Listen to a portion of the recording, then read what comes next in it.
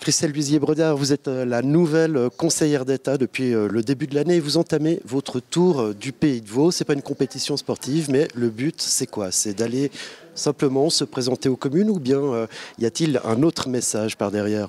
Bon, écoutez, alors moi je suis en charge des relations institutionnelles et des communes, donc j'avais à cœur de pouvoir rencontrer l'ensemble des communes du Coton dans une volonté de dialogue, aussi pour présenter les enjeux majeurs du département, qu'il s'agisse d'aménagement du territoire, de factures sociales, de péréquation, de plan climat par exemple.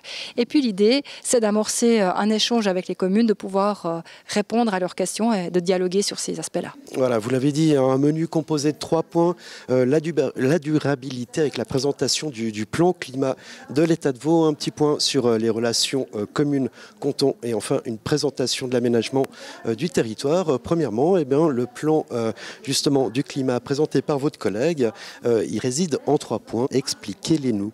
Bon, alors effectivement, par rapport au plan climat cantonal qui est porté par l'ensemble du Conseil d'État, parce que c'est une politique publique qui est transversale, l'idée c'est de réduire les émissions de CO2, c'est de s'adapter au changement climatique. On parle par exemple de lutter contre les îlots de chaleur dans les villes.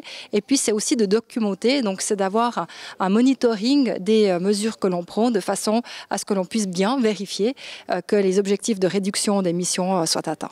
Alors là, c'était pour la mise en bouche. Ensuite, le plat de résistance, c'est évidemment les relations communes-cantons. Et vous avez parlé de péréquation avec une nouveauté. Alors, je vous lis, la facture sociale est désormais sortie de la péréquation et se fera en francs par habitant. Expliquez-nous ça. Alors écoutez, aujourd'hui, je suis venue déjà pour parler de la facture sociale et des flux financiers canton-commune avec l'idée qu'il y ait un rééquilibrage financier entre le canton et les communes sur cet aspect-là. Et puis, les aspects de péréquation, ils seront traités dans un deuxième temps, mais effectivement, il y a la volonté de rendre cette péréquation beaucoup plus simple et cohérente. Et dans ce cadre-là, l'idée, c'est de sortir ce que l'on appelle la facture sociale de la péréquation. Et le critère en francs par habitant pourrait être un des critères parmi d'autres qui pourraient être retenus, mais en tous les cas, il n'y aurait plus de péréquation liée à la facture sociale. C'est évidemment un des points importants de votre présentation, puisque vous êtes dans le district de Nyon, un des fers de lance, justement, de la grogne contre cette péréquation. Est-ce que c'était là votre étape la plus difficile par rapport à cette présentation générale? Bon, écoutez, effectivement, il y a de la grogne, mais je pense qu'aujourd'hui, l'ensemble du canton est concerné.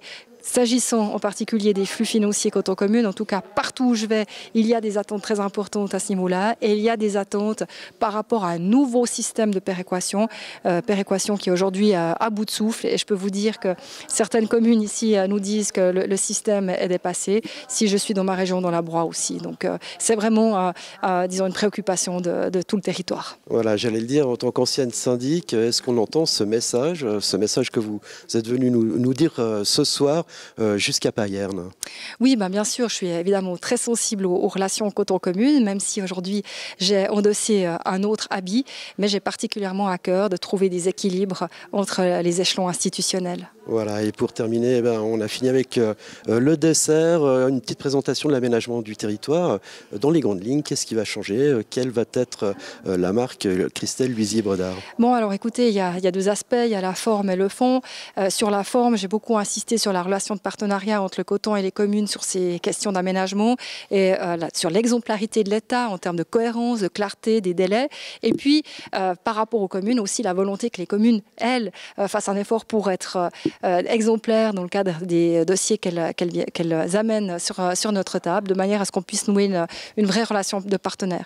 Et puis sur le fond, j'ai insisté sur les révisions qui sont en cours, une nouvelle loi sur l'aménagement du territoire cantonal, un plan directeur cantonal que l'on va revisiter et j'ai mis en exergue aussi les enjeux pour cette région, pour la région de Nyon, notamment avec tous les plans régionaux qui sont aujourd'hui en cours de rédaction, avec des gros enjeux, par exemple, pour les agglomérations.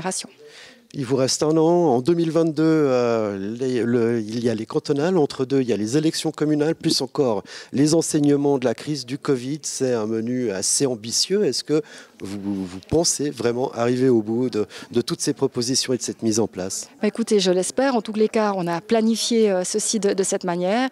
C'est vrai que les élections communales, c'est toujours un problème en tant que tel, puisque si les autorités changent, il y a des temps d'adaptation. C'est la même chose sur le plan cantonal. Mais en tous les cas, il y a une continuité de l'État et ces projets sont portés par le Conseil d'État dans son ensemble. Christelle Huizier-Bredard, merci beaucoup de nous avoir accordé ces quelques minutes. Merci à vous.